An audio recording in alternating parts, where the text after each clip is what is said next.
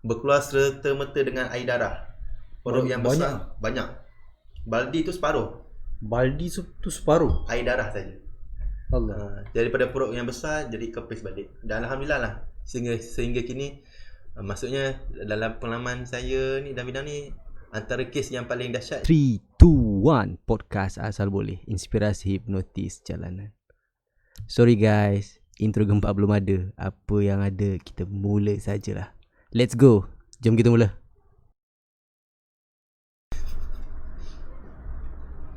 Okay, saya seperti mana yang anda semua tahu, okay, Syahrain Ramli, dan beliau adalah Syahrul Nizam. Jadi Syahrain, Syahrul. Okay, so ini adalah siri pertama untuk podcast asal boleh orang kata. Okay, jadi jom kita tutup lampu sekarang. Okay, lampu dah padam. So kita mulakan cerita kita kenapa saya tutup lampu, suka hati saya. Okay. Alright. Hari ni, okay, macam Syahrul ni tak tahu sebenarnya nak buat apa, tentang apa. Jadi saya ambil kesempatan ni, memandangkan beliau ada tengah sibuk buat rawatan, baru lepas buat rawatan secara online, Rul kan? Okay. Jadi ambil kesempatan ni untuk kita sembang sikit lah. Siapa Syahrul dan apa sebenarnya yang kami buat.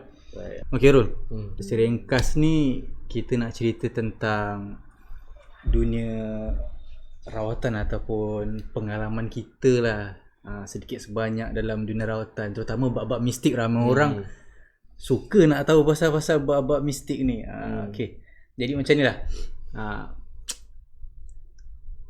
Syahrul ni kerjaya dia full time memang buat rawatan, rawatan alternatif, rawatan Islam lah. Sebab pasal rawatan Islam ni, mentaliti kebanyakan ramai orang akan terfokus pada sihir, santau, hal mistik lah. Sebenarnya rawatan Islam ni sendiri luas. Okay? Jadi apa yang difokuskan oleh Syahrul ni antara dia punya, orang kata, servis, bekam dan urut. Jadi kalau urutan tu, urutan macam mana tu? Assalamualaikum warahmatullahi wabarakatuh. Kalau urutan ni, kita ambil pelbagai jenis urutan lah. Tapi biasa urutan di kawasan Pasir Gudang ni, orang biasa ambil urut satu badan lah. Urutan satu badan? Satu badan lah. Lelaki saja? Lelaki saja. Kalau perempuan, mak betul saya lah. Mak betul saya untuk perempuan lah. Selain daripada urutan badan, kita buat urutan yang macam orang terseliur kan, terseliur tangan ke kaki ke, untuk atlet apa, urutan untuk atlet yang main sukan pun kita buat lah. Lebih pada fisioterapi pun kita buat juga. Okey. Jadi Syahrul ni jalankan rawatan ataupun servis urutan ni secara mobile, secara bergerak. Boleh ke rumah dan ke rumah lah. Okey. Baiklah. Berapa lama dah Rul dalam bidang rawatan? Sebenarnya dalam bidang rawatan urut bekam ni lebih kurang 7 ke 8 tahun lah. 7 ke 8 tahun. Sebelum urut bekam ni, saya adalah pengamal perubatan Islam lah, lebih pada ruqyah. Lebih pada ruqyah? Pada ruqyah. Jadi selepas tu kita kembangkan ilmu kita dalam bidang ni lah, urutan dengan bekam ni. Dan full time memang fokus utama adalah pada urutan bekam lah. Okey. Urutan dengan bekam. Jadi itu sekali lalu ataupun seringkas ni lah tentang Syahrul ni. Okey. Sebenarnya kami ni, orang kata, berkawan ataupun sahabat sejak daripada zaman sekolah lagi, Rul lah. Ya, betul. Zaman sekolah lagi. Ni orang kenal lah, Syahrul, Syahrain. Okey, kita bukan adik-beradik bukan adik-beradik Okey. Kalau boleh lah Rul ada tak pengalaman menarik, pengalaman mistik lah? Mistik pengalaman yang mungkin sampai sekarang teringat. Sepanjang saya dalam bidang rawatan Islam ni lah, maksudnya rawatan yang berkaitan dengan mistik-mistik ni, yang selalunya sinonim dengan orang Melayu ni, sihir, santau kan. Paling menarik lah sepanjang dalam bidang rawatan ni, masa tahun, tak silap saya, pada tahun 2009 ke 2010 macam tu lah. Saya dengan sahabat saya, Master Ai ataupun Syukri. Siapa? Syukri. kita buat rawatan santau lah. Ni live depan mata dia. Sahabat saya pun terkejut lah dengan kaedah rawatan yang saya buat ni. Depan mata dia kita buat rawatan santau. Orang tu bila kita buat rawatan lebih kurang seminggu, 7 hari kita buat rawatan. Kali pertama tak ada berkesan, kali kedua tak berkesan. Pesakit ni mengalami macam apa panggil busung lah, perut dia membesar. Dia besar. Tapi masa tu saya masih dalam keadaan fikiran logik. Walaupun kita dalam bidang rawatan ni kita kena percaya pada benda ni, tapi masa tu saya masih logik lagi. Maksudnya agak, walaupun kita dalam rawatan ni, tapi kita ada beberapa perkara yang kita rasa macam muskil sikit lah. Tapi bila kita berhadapan dengan pesakit ni, segala kemuskilan tu kita dapat maksudnya depan mata kan, benda tu berlaku depan mata. Dan menambah lagi keyakinan lah.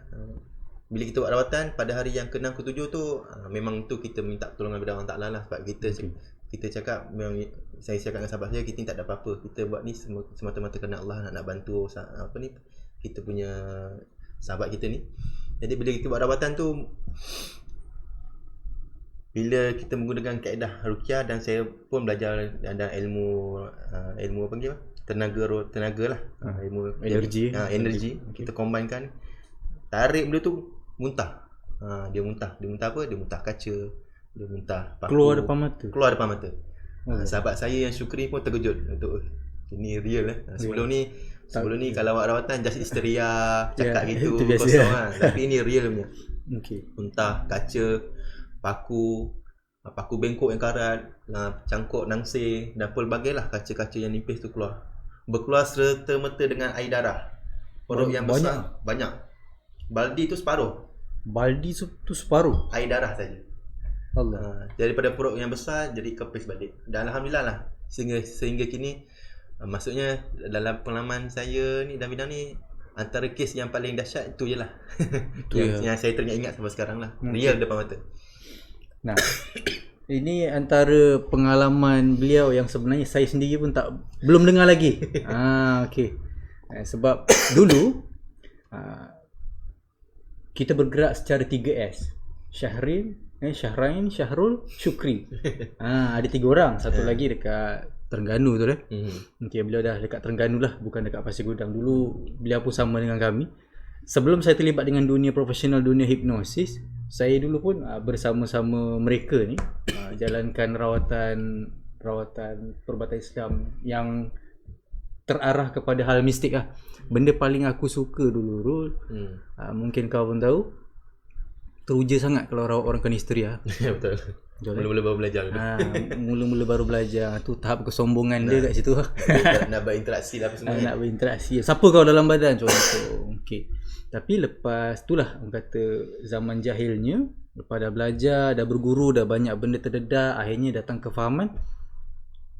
Hilanglah keterujaan untuk bab-bab mistik tu. Akhirnya kita dapat tahulah kebanyakan orang yang mengalami gangguan histeria dan sebagainya pun bukan totally gangguan jin. Banyak isu kejiwaan, stres, stres dan sebagainya. Ini bukan, pada awal pun kita tak percaya pasal ni, sebab kita terarah kepada mistik, jadi tak percaya pasal tu. Tapi bila dah nampak hakikat depan mata kan, kita gunakan tanya jawab dan sebagainya, memang terbukti. Akhirnya sebenarnya pesakit ataupun klien sendiri mengakui tau, sebenarnya dia tak ada apa. Itu paling yang betul-betul menyedarkan aku lah sebenarnya. Kalau bab-bab perawatan, buat mistik dulu, bab kerasukan lah. Dan saya pernah buat rawatan sampai kita dipanggil pergi ke Alostar. Daripada Pasir Gudang pergi Alostar, bermalam kat sana 3 hari. Pasal isu kedai orang tak nampak. Bila kita cek, bukan kedai tak nampak, tapi kedainya tu nampak ramai orang. Pernah dengar tak? Ini tak pernah dengar. Banyak orang alami kedai tak nampak. Tapi ini terbalik. Rupanya kaedah digunakan adalah kedai tu nampak ramai. Itu yang membuatkan orang tak nak singgah. Nah, itu terpulang pada anda nak percaya ataupun tak, tapi ini berdasarkan pengalaman yang kami lalui lah. Jadi banyak sebenarnya pengalaman mistik kalau nak cerita secara real yang pernah kami jalankan ataupun jalani 10 tahun kita di bidang ni. Dan kami pernah dipanggil pergi satu kilang. Ada satu kilang tu yang kena rasuk ramai-ramai tu. Nah, dekat Pasir Gudang ni tak perlu disebut kilang mana. Betul. Betul. Dipanggil percaya ataupun tak, itulah. airnya empunya kilang kan dah kusut sangat betul lah. Huru-hara dekat kilang dipanggil kami. Turun. Habis dekat surau tu penuh. Dengan satu department kena tu kan. Ya, ya. Nah, dikatakan ada iri hati, ada berlaku dengki. So ada kawannya tu dekat dalam department tu kan gunakan tanah kubur tu. Aku baru teringat Rin. Apa dia? Yang kes Santo yang aku cakap tadi tu, ni lah. Maksudnya? Pekerja kilang. Pekerja kilang ni Ya. yang sampai busung tu. Ya, betul. Allah. Salah satunya lah. Maksudnya yang lain tu effect action lah. Maksudnya dia tebang lah. Okey. Jadi itu kata antara pengalaman lah masa saya sendiri dengan Syarul dulu lah. Lepas tu masing-masing dah ada ala tuju sendiri. Macam Syarul memang dia dah full time terus kepada rawatan tersebut bersama Syukri, lagi seorang sahabat kami. Okey, jadi saya ke arah bidang hipnosis. Saya sibuk train dan lahirkan ramai orang hipnotis. Masih lagi bantu orang yang ada isu-isu berkaitan tu bila diperlukan lah.